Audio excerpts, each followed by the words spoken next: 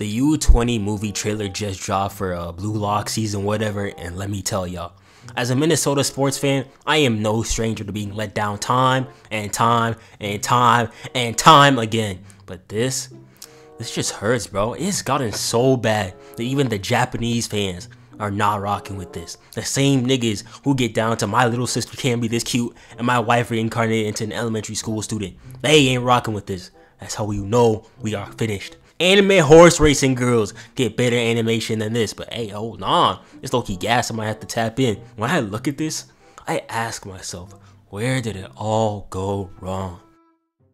Let me take y'all back to December 2022. Christmas time, break is right around the corner, Broadway doesn't do for another album until next year, and World Cup fever is in full swing. Watching the matches in class, merch everywhere, you couldn't escape it even if you wanted to. But more importantly, is this anime that everyone's been talking about, where this one kid with a bowl cup keeps going, Orewa, striker down, or some shit like that, and scoring goals. So you go check that out, and it's fire. So you go check the manga out, and it's even better. Blue Lock's run from the World Cup to about like the NEL was insane. It almost seemed like it was destined to succeed. The anime dropped right around the World Cup, and better yet, Japan itself was cooking in the tournament. Everything was set up for a highly anticipated season 2, which would introduce a training arc that would lead to the best arc of the series so far, the U20 match. The hype was through the roof. Everyone was waiting to see something even greater than what we saw in season 1. Then the first trailer dropped, and it looked alright, nothing too crazy, although Isagi with the stink aura is low-key diabolical, but hey, it's okay. The real trailer hasn't even dropped yet. But then the real trailer dropped, and that's where my panic started to ensue. When you make a trailer, you want to put your best moments out there so that your audience can see where you're cooking. But what I saw was not cooking. It was more along the lines of like arson committed on the stovetop. Something was off. That's when I realized these niggas had the motion of a Baskin-Robbins employee. They weren't moving at all. But hey, it's just a trailer, right? Surely they're just keeping the good they have in store, like JJK Season 2 was, for later. But here's the difference with Studio Mappa and the animation terrorist known as Studio 8-Bit. Mappa abuses its employees, yeah, sure. But when they do it in a way where like the shit comes out as a masterpiece, though, like most of the time. Like putting pressure on a diamond. Studio 8-Bit abuses its workers, throws their work in the trash, and makes them come up with something worse. They don't even put pressure, bro, they just straight up abuse you with them Gogeta sparking mode finishers and hope for the best. It's idiocy, and that's exactly what's going on with Blue Lock Season 2.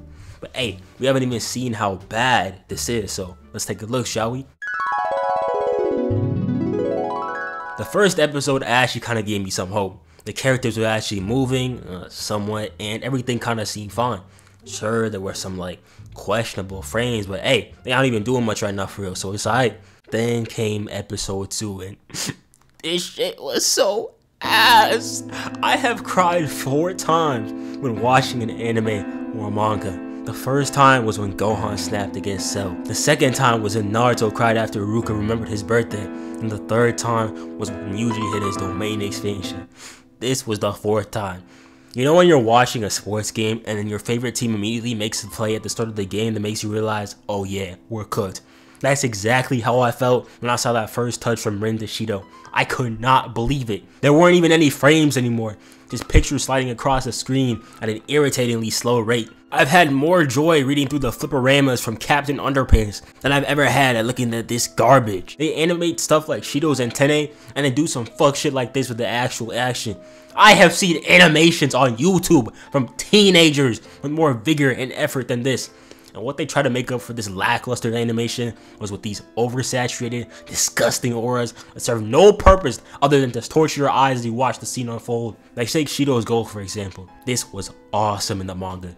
Shido turning a seemingly messed up play into this amazing goal, showing us his goal scoring capabilities. But in the anime, instead of seeing fluid animation like from season 1, we got Isagi sliding across the screen like he's Frozen, and these goddamn lines, man. Back in season 1, besides a few scenes, they were what they were, background visuals. But here, they made sure you see them bitches no matter what. making it look like Aizen stepped on the field or something with all this spiritual pressure, and every pass must be commemorated by one of these slow motion stoppage things, because for some reason we can't have our boy Isagi move for more than 2 seconds at a time.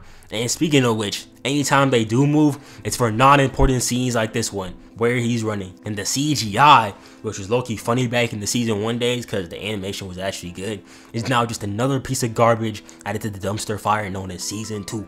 And anytime they do give them a little chance to actually move, they make those scenes so short. Like, I barely saw this. I would say they're rationing their animation, but there's nothing to say for it. It's like every millisecond they have actual animation, the studio loses $10. And the final cherry on top of this shit sundae was Shido's goal right here. Check this out. We get this weird ass CGI of Shido stepping in and going for the ball. And once again, these niggas are rationing their animation like their life depends on it. We get some more of these cap cut overlays and then these visuals. And the visuals also downgraded heavily. They were great back then, but now it's just like come on, bro, what is this? Then this scene right here happens. And I can name about 4 things that are wrong with this scene alone. 1, Shido kicks the ball with the front of his foot, then shoots it from behind, which is impossible. 2, in that same sequence, he reaches for the ball with his right foot, kicks it with his left foot like he's shooting it, then shoots it again with his right. Now, I do not give a damn. Jesus Christ himself cannot reach with his right foot, swap feet midair like he's about to shoot a goal, turn around, and then hit some diabolical shit like this. Actually, maybe he could, who knows. Either way. 3, what are we doing with these cap cut ass effects, man? Every person who's touched cap cut knows exactly what this is right here. Then whatever's going on over here when he shot the goal. Then after that, which looks like an encephalography of a brain tumor. And yes, in fact, it's mine, after having to sit through this bullshit. 4, we technically don't even see the goal, as 1 second Shido turns into Gabby Douglas, and then the next this ball spawns into the net. None of the cool stuff we saw in season 1. This, in combination of Shido busting inside of my eardrums every time he touches the fucking ball, is enough is enough to make me want to end it all. The only positive thing I can say about this scene is that Blue Lock Man can most definitely catch these Noah impact strokes. And it's funny as fuck too, because they be using flashbacks from season 1 just to remind us of what we had before. It's like how girls be posting on social media after a relationship, just to show you that you can't have this anymore. Honestly, I don't got the foggiest idea of what's going on right. Was that a PowerPoint transition? What is happening to the game I love, man? No. This goal was straight buns too. Got him radiating off some straight stench. But the culmination of this disaster class is with Isagi's goal. Because you see, this goal was supposed to be special, man. It was a pivotal moment in Isagi's development where he found the key to open the path to success. Instead, we got this. You know I'm a dog. Call me Scooby. On my block, it gets spooky. This ain't no game, no Call of Duty. New Bugatti. This a 2-seat. Eating fufu with a goosey. In the dojo, like I'm Rudy. Do a wave check. Got the Dewey. Me and Taki like Max and Ruby.